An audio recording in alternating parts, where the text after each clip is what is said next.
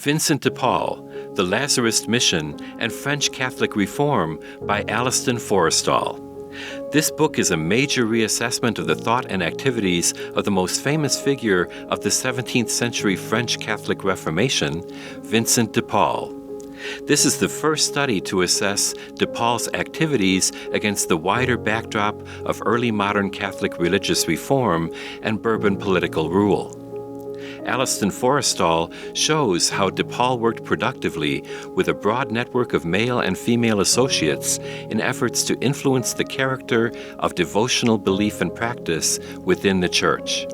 This work challenges dated and hagiographic myths on de Paul's achievements and uses an unprecedented range of widely dispersed primary resources to create a convincing body of evidence for the reconstruction of de Paul's thought, work, and relationships. The reason that I began working on Vincent de Paul, and in particular looking at the early years of the Congregation of the Mission, is because I found Vincent de Paul a very compelling figure. As I began to do postgraduate research and then did postdoctoral research and into my first jobs, I became more and more aware of Vincent de Paul as a historical figure in the Catholic Reformation and in 17th century France as well. The theme really of the book is the theme of mission and the construction of mission. I'm thinking of mission in ways in which Vincent de Paul understood mission himself. So the mission refers to the sending out, if you like, or the sense of being sent to evangelize in specific ways.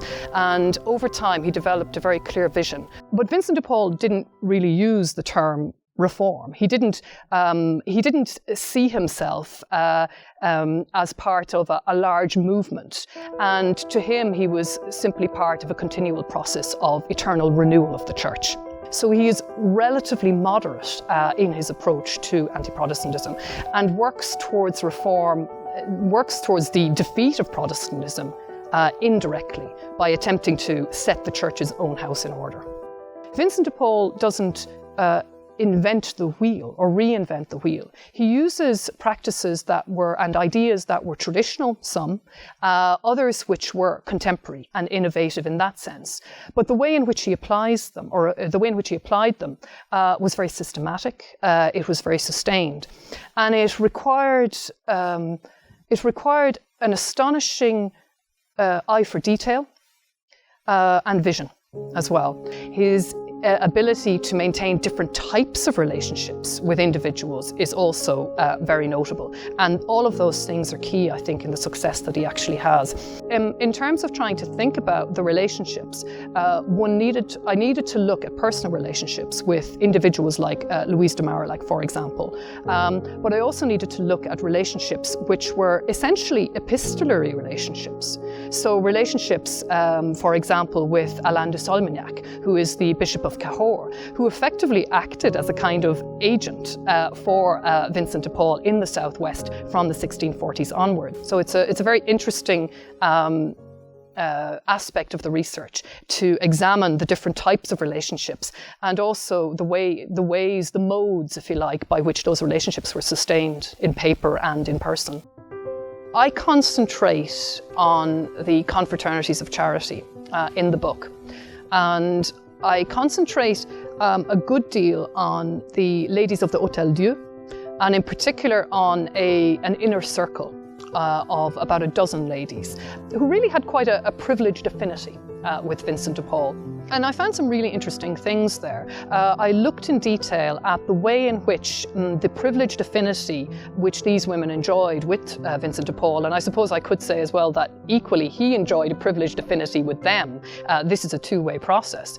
Really transfers or crosses from simply what would be considered by historians perhaps as the gendered concerns of female charity. These women also became major donors to the other elements of the Lazarist work, missions in particular, to a certain extent seminaries as well, and ordinance retreats. So in all, I visited or I took documents from 31 non-CM archives, which is an enormous range of documentation. And The documentation could be very piecemeal, but coupled with the correspondence and coupled with the conferences, I was able to build up a very strong profile in a lot of areas which were not mentioned in the letters really, or were dealt with in a very summary way in the letters. And that was a really useful experience in detective work. I hope one of the most important results of my research on Vincent de Paul will be that historians have now, outside the CM, will have a much better sense of what Vincent de Paul's purpose and objectives were. But the history of the Congregation of the Mission after 1660 is not a history of poor priests of the countryside. It's far from it.